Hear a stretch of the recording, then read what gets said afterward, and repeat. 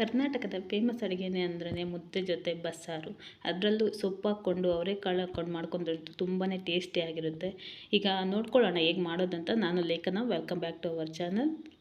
ಮುದ್ದೆ ಜೊತೆ ಅಂತೂ ಸೂಪರ್ ಕಾಂಬಿನೇಷನ್. ಅದರಲ್ಲೂ ಅನ್ನ ಜೊತೆ ಆಗಲಿ ಅಥವಾ ಪಲ್ಯ ಆಗಲಿ ಸಾಂಬಾರಾಗಲಿ ತುಂಬಾ ಟೇಸ್ಟಿಯಾಗಿ ಹೇಗೆಲ್ಲ ಮಾಡ್ಕೋಬಹುದು ಅಂತ ನೋಡ್ಕೊಳ್ಳೋಣ. ಇಲ್ಲಿ ನಾನು ಅವರೆಕಾಳು ತೊಗೊಂಡಿದ್ದೀನಿ. ಹಸಿ ಅವರೆಕಾಳು ಸೀಸನ್ ಆಗಿರೋದು ಅವರೆಕಾಳು. ಅದ್ರ ಬದಲಿಗೆ ನಾವು ನಾರ್ಮಲಾಗಿ ಬೇಳೆ ಆದರೂ ಬಳಸ್ಕೊಂಡು ಮಾಡ್ಕೋಬಹುದು. ಸೊಪ್ಪು ಇಲ್ಲಿ ದಂಟಿನ ಸೊಪ್ಪು ಕಟ್ ಮಾಡಿ ಅದನ್ನು ತೊಳೆದಿಟ್ಕೊಂಡಿದ್ದೀನಿ. ಹಾಗೆ ಸ್ವಲ್ಪ ಮೆಂತ್ಯ ಸೊಪ್ಪು ತೊಗೊಂಡಿದ್ದೀನಿ. ಜೊತೆಗೆ ಸಾಂಬಾರು ಮಾಡೋವಂಥ ಸಬ್ಬಸಿಗೆ ಸೊಪ್ಪು ಅಥವಾ ಅರಿವೆ ಸೊಪ್ಪು ಆ ರೀತಿ ಇದ್ರೂ ನಾವು ಉಪಯೋಗಿಸ್ಕೋಬಹುದು.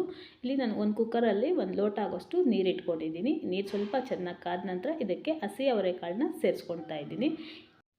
ಈ ಹಸಿ ಅವರೆಕಾಳು ಒಂದು 70% ಬೆಂದ ನಂತರ ನಾವು ಸೊಪ್ಪು ಸೇರಿಸ್ಕೋಬೇಕಾಗುತ್ತೆ. ಬೇಳೆ ಆದರೂ ಅಷ್ಟೇ ಸ್ವಲ್ಪ ಚೆನ್ನಾಗಿ ಬೆಂದ ನಂತರ ಸೊಪ್ಪು ಸೇರಿಸ್ಕೋಬೇಕಾದ್ರೆ ನಾನು ಲಿಡ್ ಕ್ಲೋಸ್ ಮಾಡಿ 1 ವಿಜಿಲ್ ಬೇಯಿಸ್ಕೊಂಡಿದ್ದೀನಿ. ಈ ರೀತಿ ನೋಡ್ತಾ ಇದ್ದಲ್ಲ ಅವರೆಕಾಳು ಈ ರೀತಿ ಬೆಂದಿದೆ.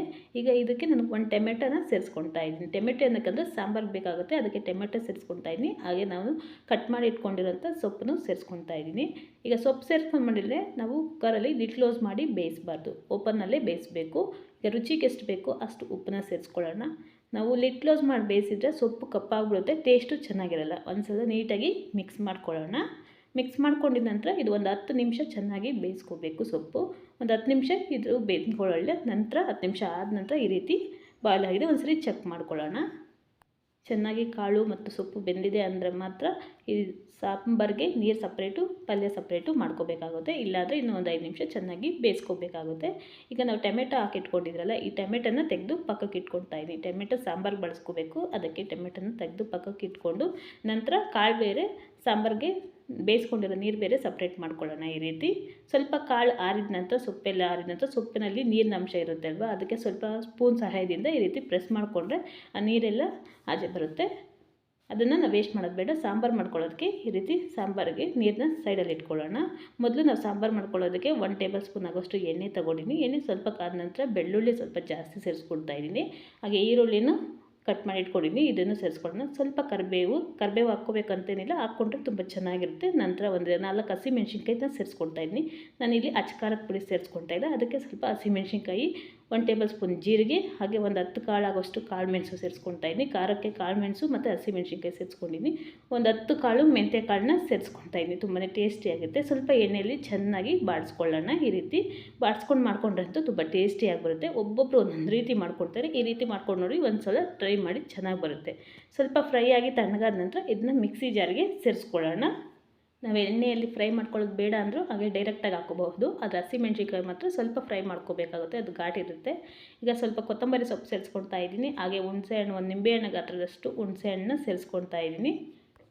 ಇದ್ರ ಜೊತೆಗೆ 1 ಟೇಬಲ್ ಸ್ಪೂನ್ ಆಗೋಷ್ಟು ಸಾಂಬಾರು ಪೌಡರ್ನ ಸೇರಿಸ್ಕೊಳ್ತಾ ಇದ್ದೀನಿ. ನಾವು ಮನೇಲಿ ಮಾಡ್ಕೊಂಡಿರೋದಾದರೂ ಅಥವಾ ಹೊರಗಡೆ ನಾವು ಮಾರ್ಕೆಟಿಂದ ತಗೋರೋದಾದರೂ ಸೇರಿಸ್ಕೋಬಹುದು.